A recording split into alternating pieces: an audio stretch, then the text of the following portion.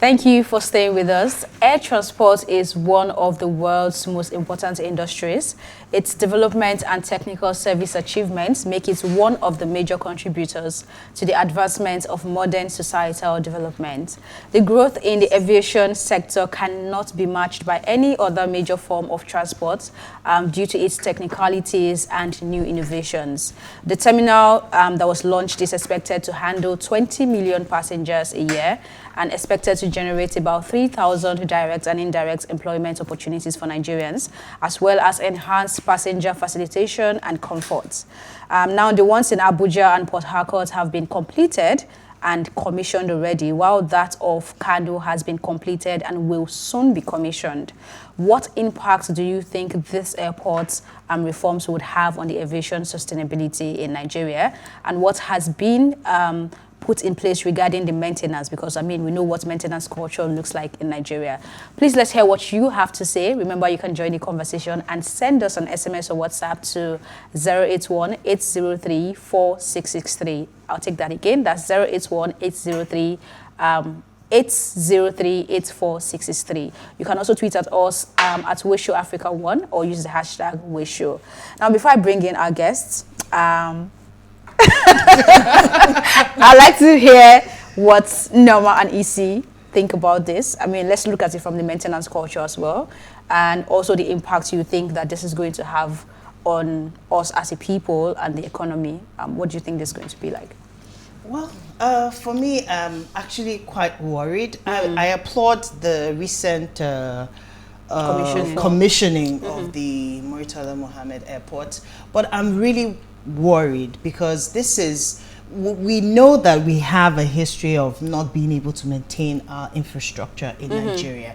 And that is where my concern is, because it's not just enough to throw in millions and billions of naira, dollars and all of that, and then these things begin to run down in how many years? Just maybe 1, 2, 3 years down the line. So what are the implications? For me, I'm out to learn this evening, because I really want to understand how we want to take this process to that place where it is sustained, and then we begin to develop a sustainability culture in Nigeria. Sustainability culture. That's another conversation for another day. What you see, yeah. I would say Norma she said it all, basically, because we have a problem with our maintenance culture. Our maintenance culture is next to zero, practically. So, yes, we have an airport, and in fact, let me just leave it to our guests right? Okay. Discuss. I guess it's time to bring him in. He's been on this show before. He needs an introduction, but we'll do the proper thing, right? Gbolahan is a resourceful corporate executive with work experience spanning over 28 years, 14 of which were spent as a C-level executive. He is a consummate finance and accounts professional with extensive exposure to marketing, operations, and management at various levels. His industry exposure cuts across professional services, investment banking and advisory services, corporate banking, print media, education, healthcare, oil and gas, and telecoms.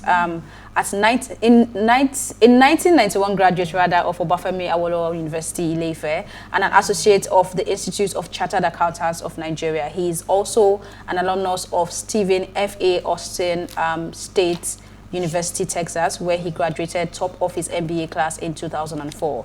He's currently executive director with DMA Advisory and Management Services Limited, somewhere in Lagos.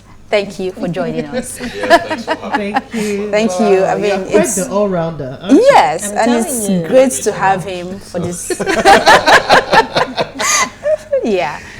So, looking at the commissioning yesterday and what we have been able to achieve, I mean, there's Kano, there's Port Harcourt. I'm yet to be there to see what it really looks like, because I'm sure that there might be reservations as to what should have been and what we have.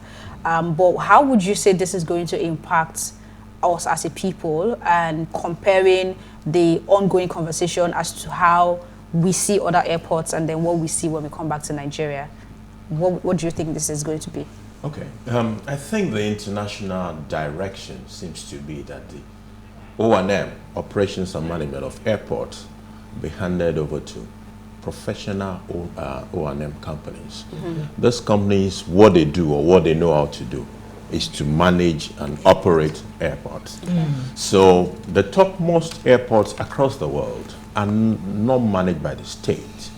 They are managed by these professionals.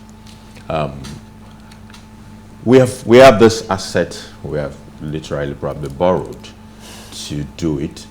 It is in our interest to ensure that this works for us, because while we'll be paying loan on one side, it will be good that we are reaping the benefit properly on the other side. Income, yeah. Part of what we need to, when I was in healthcare, I had a friend, he's a Chinese French guy. His name is Fook. He was in charge of the African business for Electa then.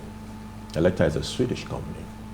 And he told me something. He said, you know, it is easier for me to just sit in Paris and manage Africa than to sit in any part of Africa. Because the airport in Paris is an aviation hub. I can hop on the aircraft and get to any part of Africa without having to think about, oh, it's only once a week that they have a flight to do. You know, so Africa does not have a genuine aviation hub.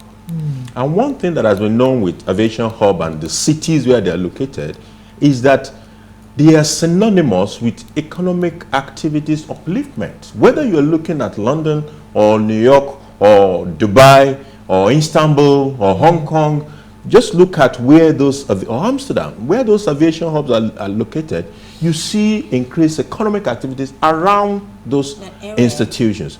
The only airport that may be coming close to being an aviation hub in Africa is actually the Gbolahan airport in Ethiopia. That airport today is going to up to 123 different international routes. Yeah. So it's more or less as if Ethiopia is positioning itself to be that African hub. So that anybody who is thinking of Africa, where do I sit? They will just say, okay, let me go to Ethiopia. From Ethiopia, I can reach any part of Africa. You know. But the question is, why not Nigeria as well? I mean, do you think it's too late to start thinking towards that direction? It's not too late. Okay. Where we are right now, if you say, where are the 5 topmost airports in Africa? Nigeria doesn't feature. Doesn't come to the picture. It doesn't feature. 5 or the top 5. Well, sometimes you may see them in number 8. Yeah, that's what you really see. In terms of both capacity or the number of passengers that this airport handles. And even functionality. Of course. It's part of what travelers look at. That, oh, I've been to this particular airport before. It wasn't, you know, the general experience. It's an experience. Airports are actually meant to be experiences. From when you get in there till you hop on that aircraft and you leave, everything has to be something that... I had my only Amsterdam experience was a stopover for about 2 hours. and it's stuck. It's stuck. It's beautiful. It's stuck right there. We need to get the new wing to be able to give us that kind of memory, so that when people are thinking West Africa or Africa, say, oh, there was that airport in Lagos, I would like to come in through that airport. You know, what's the role of transparency in ensuring that we are able to maintain sustainability in the airport? I like that word, transparency. One of the main problems we've had with our public-private partnerships is the issue of transparency. Yeah. So the public is saying, I don't even know the basis for all these things you're asking or you're doing. And that's why you see resistance in some of our PPP. How if you do a road concession, I'll say, okay, how long? How did you determine that they're supposed to be for 20? How did you determine even what should be the toll that I should pay that I get? How did you determine the concessionaire who you gave that business to? That was that private sector person that you gave the business to. How did you determine that that is the best person to give it to? So they want transparency. And if we're going to succeed, even at this airport, when by the time it is concession, if it is concession, because there are fights already, FAAN is already spoiling for a fight over the issue of concession. But if we're going to do it right and get it right, that transparency element it's very key. Is very key. Without that, people will resist it, and it won't work. Okay, so let's come back to the reforms. Now, I want to have an understanding of some of the, can you like cite some of the, what the reforms look like so that the everyday Nigerian can have an understanding? And how do these reforms, who does this, or who do the reforms favor? Is it citizens? Is it supposed to benefit citizens or the investors or the partners or the government? Who really benefits from these reforms? Okay, I have personal travelers, views about airports, and I see it as a bit elitist, because most of the ordinary citizens Can't afford don't fly. to fly. Even in some countries that are, high up there, America, the average American doesn't have a passport. Where is it going to? So the class it is meant to cater to could spur this kind of investment to make it very beneficial to the economy. It may not be on an inclusive, it might not be as inclusive as some other project could deliver. Here is what I'm trying to say. Wherever you see an aviation hub, for example, you see development, economic development. There are employment, and the employment will cut across various cadres. There are the top employments, there are the middle class one, and there are the cleaners and security and all the rest. Those are there. Okay, different cadre of employment. They all benefit, they get paid. So there's a multiplier effect that creates in the economy as well, because people are earning, so they have capacity to consume. And capacity to consume induces production.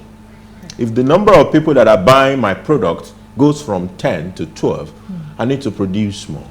So it has a way of, creating the multiplier effect in the economy. There is also the fact that when your airport is good, it enhances other opportunities, including trade and tourism. Tourism especially. People want to go to airports with experiences. And then it starts, because people start to get a feel about your country from your airport. Sure. And some of them are already making up their mind whether they want to explore or just, let me just do what I have to do and get out of this place. So if you have a nice airport, properly done, and people have the right experiences there, they want to explore them all. They even want to start feeling the hospitality of the people. Right from that airport. The ambience of the airport has to be there. Ambience is also something we've not considered. Paid so much attention to in this. We have a culture of beauty. Before you go deep into ambience and the reforms she talked about, I want to bring you back to human capital. And I mean, we all know what it's been when it comes to how the people at the airport and how they treat you when you go there. It's almost like it's either you're quarreling or they're trying to get something out of you, or they're hassling you, and you don't experience these things when you leave the country, right? So how do you think we can also get that part right? Because I think that's part of the experience. Absolutely. If I think I've seen tweets or even just posts on Facebook or Instagram where talking people about their experiences by foreigners, not even just Nigerians. Yeah, yes. And they tell you how it is alien for them to be hassled the way they were hassled because somebody wants to get something in their pocket. And like you said, airports employ all cadres of people, and I believe that it has to do with probably the training, the mindset, the culture. I mean, I don't want to feel like I'm beginning to answer the question I need to be asking. It's a culture. What do we do to get that part right? Because it sounds little, but it is a big deal. It is not little from an airport kind of business perspective. It is not little. Now, my first question will be, are we going to be able to get the concessioning part of it right? I do not think that the civil service culture has the capacity to deliver on the level of customer service that we expect for those kind of places. And if we have the right organization that is experienced in managing airports, and we successfully concession it in a transparent manner. Don't forget that FAN, I said, is already spoiling for war over this issue of concession. But if we can get it right, concession it to the right people, then we're in business. Right. We will see a difference, and maybe that way will encourage us Right. to want to try it in a couple of other airports more. So the instead of, for example, concessioning the 4 airports at the same time, my idea would be let's concession 1. And see how, run it for a period. And then let's see how people perceive this. Because when you get to the It's easier airport, to sell the it's idea. easier to sell. It becomes easier to sell. When people get to the airport, nobody asks about who is even managing this airport. What they're interested is in the service. Everything they want is there. And that is it. So I do not think, it's a personal view, judging from the various encounters one has had with civil servants and the culture of the civil service in the country. I do not think that government has the capacity to deliver that level of service. I think we concession it to yeah, I experts? also want us to break down the services and what it looks like and the kind of people that should be running it. But let's go on a very quick break, and when we come back, we'll definitely carry on this conversation.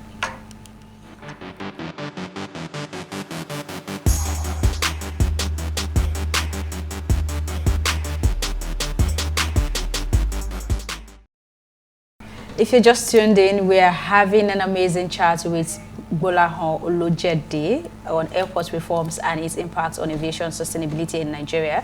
Please let's hear what you have to say. Remember, you can join the conversation. Send us an SMS or WhatsApp to 081-803-84663 or tweet at us at PlusTvAfrica1 with the hashtag WeShow. Now, before we went on the break, we were talking about the human capital culture and whatnot, and you said something around it being it being handed over to the right people to handle it. Now, these right people, I'm sure they are not going to import people to do the job. It's still going to be from us that people are going to be employed to get this job done. What sort of measurements are we then expecting them to begin to put in place to ensure that people do the right thing? Because I don't want to believe that Nigerians cannot do the right thing. Something came to my mind while you were speaking, and it was me running through the experiences I've had in, say, an Abuja airport or an Owerri airport, right? I don't think I have felt people coming at you really wanting money from you. Maybe this is my own peculiar experience, but it's different when it's Lagos, right? And I don't think I look lighter in Lagos and then darker in this place. So I'm just saying my experience is different, and it probably also has to do with the mentality of the people in that region. And this is Lagos. Everybody wants to hustle everybody and get something to live a certain kind of lifestyle or send back to somewhere, right? So how do we begin to, because for me it's a big deal. How do we begin to get that right, even if we've not gotten the aesthetics right, or that experience that you walk into the airport and you're like, oh wow, this is amazing, right? But the way a person relates to you or speak with you could change your mindset about everything. Entirely. So how can we get that part right, and who should we be talking to? Training is the number one thing. Now, if you pick a typical, what's the name of these guys that are running Heathrow now? I've forgotten the operators. They have probably like 50, 60 other airports across the world that they are managing. There is a standard. I once sold a yellow book in America, and you have to be trained to sell those things. And you have more or less like a manual that you literally cram the whole thing that is there, and they've created the various scenarios that you can encounter and the way you are expected to respond to each of those. So training is at the heart of changing people's orientation. Then performance measurement. Now you train people, are you checking what they're doing? Because sometimes some of the experiences we get at the airport, you are asking yourself, these guys are bosses. Right. Is the boss not aware of what is going on here? Do they have CCTV at the airport? I mean, let's talk about that. There was a case recently, I mean, I didn't see the beginning, but I saw the end, where there was a statement, I think from FAN, saying that they've investigated, they checked through the CCTV, and then they saw that the complaint is very true, and they've sacked or sanctioned the people. And in my head, I'm wondering why you were watching that CCTV. Are you saying, is that isolated case that you saw in this our The one airport? that people complain about happened to be the only one that is that is so. That is not how it's done. So, in a proper CCTV environment, somebody is actually there watching. Consistently. So when somebody blunders, he stands up there and get the right person to go and correct that service failure that was about to happen. And that person will recover the service failure and leave a good impression in the mind of whoever is having that encounter. So those are the kind of things that should guide what would translate the current customer service level we have to what we need to be. It's not just Lagos. I won't mention a particular airport in the south where I went to. Not only did they sell to me an interesting ticket, for which there were two of us that were like, okay, I'm A13. Okay, you're also 13. You know, so you will lap yourself. No. I've had that experience before. We're just lucky enough that there were vacant seats. So one of the crew members intervened and said, okay, you can get there. You don't want a situation in which the application you're using will create that scenario. It shouldn't happen. So the application should know that F1 is taken. Yeah. So you shouldn't allow another person to be allocated to. I guess that's the airline operator's fault as well. Okay. So if I may step in there, what about the issue of having a national carrier? Okay. We have talked about, reforming the airport, but we need a plane that is Nigerian owned, Nigerian bred. Some people actually have the school of thought that based on what is currently happening, based with the hike in gas and fuel prices, especially aviation fuel as well. They're about to announce. If they get on the plane and the plane. I think that's a very optimistic point of view. Actually. I will not go there. But the bottom line is how important, how imperative is having a national carrier in Nigeria. I don't like the idea of national carrier. When I think about it from a finance perspective, from a business perspective, now the airline business is a tough business. Yes, it is. In the business of printing money, when you give it to government, Nigeria Security and printing whatever, at some point they were literally underground. I think they've started doing some businesses now. So to print money, you cannot print money profitably. Is that the kind of institution you want to entrust with a business as sophisticated as airline business? As airline business. Even in the West, Alitalia died. South African Airlines is literally dead. Kenya Airways is not making money. It's a very tough terrain.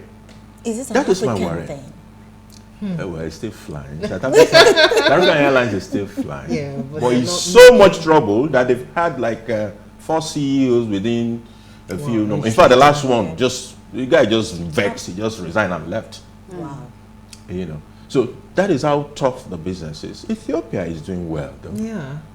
But judging from the way enterprises have gone in Nigeria, I will not lend the weight to a publicly administered or operated or managed airline in Nigeria. It won't work well. Okay, if I may ask, these aviation reforms, how can they become sustainable in the Nigerian context? How can they be sustainable? You see, we are planning to concession some airports right now. And my view is that why not do it one after the other? When you do one and you see what those operators are bringing to the table, because these guys have been there, done that. Yeah. So all that is necessary, because the worries of average Nigerian is, how will they maintain this facility? Did you see that facility?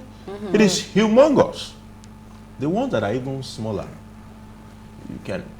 Meanwhile, when you enter even the toilet of an airport, you should feel like, okay. Oh, don't go there, Yeah. Gbolahan. Don't go there, Gbolahan. So no. you run that kind of an airport that the toilet is almost good enough for you to eat. Like if you're carrying your sandwich. That was the experience in Dubai. Oh, boy. I was going to say it, but I didn't want to call names. I didn't. No, I just had to call the name. I didn't Dubai is see amazing. one cleaner. Amazing. The period I was waiting to see who would come, and everywhere was spick and span white. the experience and clean. Yeah.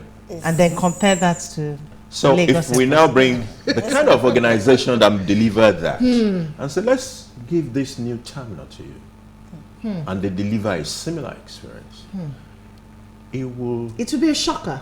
be a shocker, and it will open up a whole lot of opportunities and possibilities that Nigerians don't even think, you know, it's theirs.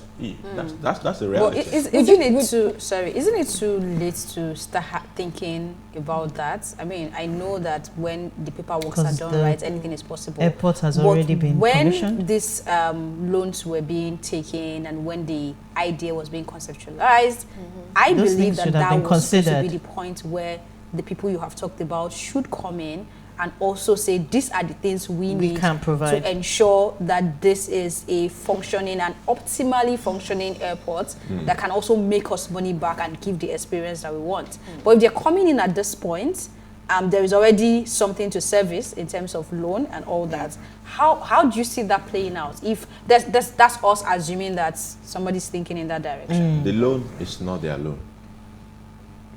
But it's still our loan. It's our loan. It's Nigeria's loan. The operator comes in, he has his own concession agreement, and it's operating, he gets his fees, and he operates the airport for you. You pay, of course, part of the money could be your money, so you pay down your loan. The payment of the loan may not even be tied To to 100% of the airport, Definitely. maybe from budgetary provisions of the government. So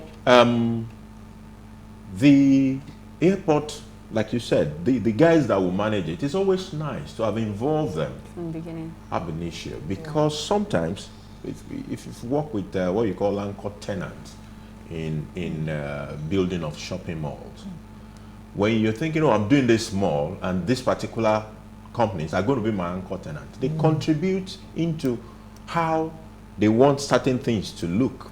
If you take ShopRite, for example, ShopRite want to see that mall, and they want to tell you that, oh, we always take only the ground floor. There must not be this kind of company on top of us. So they give all those directions, and it's part of the input into the design of those the malls. Facilities, yeah. So similar things might happen with airports, but at the same time, even if they had not been called in, because they are experienced in airport management, they've seen a bit of some of those airports, and some of them, look at Heathrow, for example. Heathrow has been built for only God knows how many years. The operators that are coming into it took it as it was, and they run with it. If they need certain little Changes modifications, they can make it happen and run with it. The builder too is experienced with airport building. Yeah. So it's like a pool of people, specialized individuals who are Correct. into. So Right. what you're saying is that government cannot. It's not something that government can manage. I would say no. Don't give it to government. They don't manage anything right. So, okay, since I think you stated something about South Africa and another country, which Could be is Ethiopia. Ethiopia. Morocco is is also very fantastic with Okay. airport. I was going to actually, these are African countries, but I was going to look at it from the context of the fact that maybe it is a Nigerian factor thing. Is it possible for us to give it to a foreigner or a foreign company that knows how to manage an airport, and that way we'll be able to get some level of sustainability in the airport? We should at the consider the best managers, local or foreign. Foreign tend to bring a different kind of culture, but I will not rule out the possibility that there are also local. Come to think of it, Gatwick is owned by a global infrastructure partner. Global infrastructure partner is Bayo Ogunlesi. Yes, a Nigerian. Yeah. It's Nigerian. Yes. So, and global infrastructure partners have managed several airports and are still managing airports. So, if it's this company that is coming to manage it, you look on the fact that that's still a Nigerian, you know, but it's a Nigerian with global experience. Perspective and experience. There are also Nigerians who are working with global organizations that are managing airports outside of this country, everywhere. In fact, I remember we hired one at some point. They didn't allow him to Really function. Eventually, that probably left eventually. Yeah. So We can get Nigerians, we can get foreigners, but they must come and train our people here. No be say they will bring all level of staff and come on, no. Then you are starting to take away from some of the critical gains. Job of opportunities. The infrastructure, the opportunities. Okay. So what is the role of us as citizens? I mean, by us now, the ones who would go and use the airports, right? You've rightly said it's a market for a certain type of people at the end of the day. But what should our role look like? What should we also do as a people that we're not doing right? And what advices would you be giving? The funny, something that shocks me about Nigerians is they deal differently when they're in Nigeria than when they're outside. The same people who have lived outside this country, and they know how things are done. They will break traffic lights, they will trash the roads, they will do all sort of things, and they have lived abroad. So I think my plea will be that we put on our best behaviors in the consumption of these facilities. There are still people, I mean, we see them in some environment also out there anyway, but the culture is more prevalent around it. People use toilet, they don't flush when there is water. Why do you do that? They even mess it up around. Mess it up. Some people climb on WCs. on WCs. These are realities. No, but that's what they're probably used to, where they're coming from. And so they have to be reoriented. Where are they coming from? Before they got only God knows. Coming from different places. If you're coming from places where water they came never to enjoy runs, the ambience as the well. guy is already used to the fact that they came to enjoy the ambience. There's no water in the toilet, so he won't even bother to check. He just moves on. I mean, I don't even know. It's not surprising because even people who have water in their houses still do not know. Some of those things. So I guess. Oh, reorientation is a whole thing. It's reorientation. It's crucial. Crucial. I have a comment here. Please go ahead. I have a comment from. The person sort of went back to some of what we discussed earlier. Says, good evening, my dear beautiful sisters of What Are You Saying? I thank God for the life of that beautiful black lady who became a president. It is the beginning of great things to come. If it can be so, then why can't a woman become the next president of Nigeria? Good question. It is said that what a man can do, a woman can do better. If a woman can be given the chance to do so, maybe the price of fuel, kerosene, and diesel will become normal. I bet you we will definitely have steady power supply.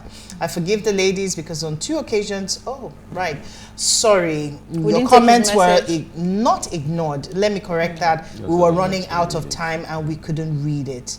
So where is my beautiful sister? She's somewhere in the shadows. Hope she's okay. She is very well. God bless you all. Okay, it's Daniel. Daniel, thank you so much. We read it today and we're not ignoring you. Okay, well, there is no name here, but it says there are a series of comments, and it says, one says, you forgot to add Enugu as one of the airports. Somebody also said about the maintenance, all the airports are going to be concessioned to companies that will run the airport. I think that's what the person is trying to say. And the person said, you guys should visit the airport. You will be proud of our country. That's somebody actually saying that the airport is quite good. Beautiful. Yes, so another comment says, the largest seaport in West Africa will be commissioned by September 2022. Lucky deep sea port. Okay. Okay. So are these reforms going to be good for Nigeria? Very good for Nigeria. Very good for If Nigeria. they're You have a country with, they say we are 200 million. I don't know if we're 200 million. No, that's ambiguous. We should have an aviation hub. There should be a place that somebody coming to Africa. Why so? Why so? You believe so much in that. Why do we have the aviation hub? Because it creates activities. You believe we have the capacity to? Why not? We should be able to do it. Rather than having somebody telling Africans that I would rather sit in Paris and run Africa. Africa. The responsibility this gentleman was given was Africa. You are the director in charge of Africa. So he should be in Africa. He should be in Africa. But he tried a couple of places. He tried Kenya, he tried South Africa. At some point, he said, look. And he didn't bother to come to Nigeria. No, he won't bother. It wasn't on the menu. Nigeria wasn't on the menu, yeah. Nigeria tails this other country when it comes to aviation. That's the reality. But we're coming up. A whole lot of passenger handling increase has happened over the last decade in Nigeria as well. So this could mean very great change for Nigeria. It could be very great change. I think we also need to expand the conversation to, I mean, not today, clearly our time is fast spent, but as to how this is supposed to affect tourism in Nigeria. And there's even a big problem there because I was chatting with someone who plays in that field. And so I'm trying to travel somewhere and he's telling me, oh, this is the hotel you're going to stay. And they're already offering me like free transports from the airport to the hotel. And then when I'm going back, I pay like a stipend and all that. And I asked him, do we have things like this, like offers like this in Nigeria? And he said, unfortunately, sister, Nigeria is not tourist, is not a tourist-friendly country. When you're and this going is a from country, point A to point B, you know, this is a country that has a lot of tourist attraction. Like it is, plenty. You know, it's just really sad because when I look at the possibility in that area, that industry, and we are not tapping into it, we don't even have systems and processes and even packages that you can say, I'm selling this package and you're getting it for X amount of money if you come in, you know. It's just chaos when you come in. Some of the places from the we airport, go to, you know. I don't mean to degrade London, for example. I don't know what you're looking for in London. That's the truth. It's actually old. Oh, it's old? Maybe you go to the mall and do shopping. Hey, the same mall where you go last year, now you go this year. So what's the point? Then when there are beautiful places here in Nigeria. But it has history. Places that are fascinating. We have history as well. They have culture that they have preserved. No, ma, we do not preserve. Where have we preserved? Where have we? It's preservation. That is where the problem is. There is Badagry. And then you see the Bini Bronze. You see all the other things. Exactly. No, so they're returning that. Yes, they are. But well, we don't know what will happen to it by the time it comes back. We are building museums for that, and we're getting better. I hope. Okay, thank you so much for being our guest. Thank you, Nelma. Thank you, EC, for this conversation. I think we had a good one. And before we go, do ensure you follow us on Instagram at PlusTvAfrica. You can interact with us further, drop a comment, and most importantly, follow all our social media engagements. And remember to like, share, comment, and invite your friends and family to watch us and follow. Thank you so much for watching. We'll be here again tomorrow at 8 p.m. to bring you another great conversation. Bye.